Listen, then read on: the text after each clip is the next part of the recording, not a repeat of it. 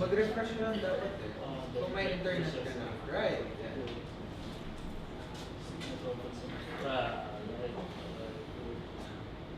Good evening. Hi, my name is Nestor. I'll be giving a short presentation on a gem called LightService from Illogica. Pardon the yeah. So I usually start with a TLDR so that you don't get bored. You feel free to tune out if you want. So we had this problem of we had this task of refactoring a certain type of code, and we discovered this gem at a conference, and we used it, and yeah. So I'd like to share what we learned. So our problem was data synchronization. It involved getting data from one API, then getting data from another API, doing some form of comparison, then updating a database. It's roughly how it works. Then do it again. It actually runs on a scheduled task. We ended up with something like, when we were debugging it, we kept on drawing something like this, a sequence diagram, a call graph or whatnot.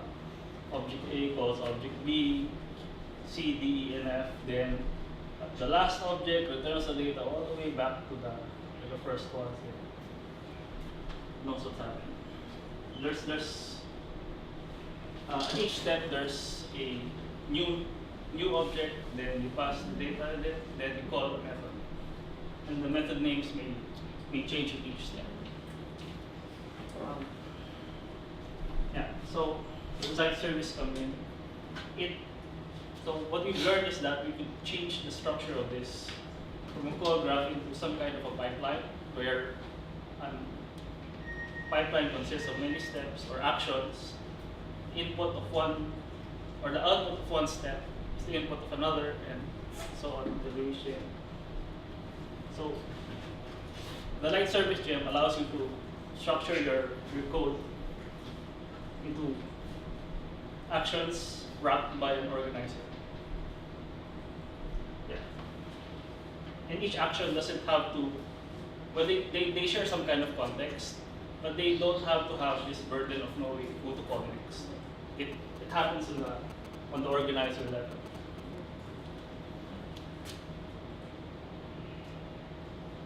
So, yeah, okay. One of the things here in LightService is that we've learned to move away from strict adherence to nouns. We actually ran out of nouns to describe our objects, and we just, to hell with it, let's just use verbs. So the code's in GitHub, and there's an example. It's very easy to follow. The gem is small. We can actually read it in one pass. Yeah. So now the question is, how do you test it? Use RSpec, our test. And there are two kinds of tests that we had to do. We had to test the organizers. So the organizer is just takes a list of actions, then calls them one by one in sequence. So we have to test that. So, should receive, execute, order.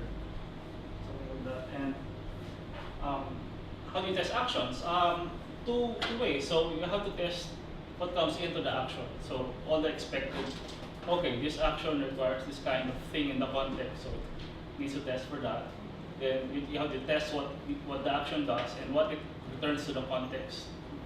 So if you're familiar with, say, rack or any middleware, so you have a def call, then you pass an end. It's the same thing. There's a single end that's being passed along the chain. Right, thank you. If you have, I posted some links on Pinboard, so and I'll just post the slides in Facebook, so feel free to have questions.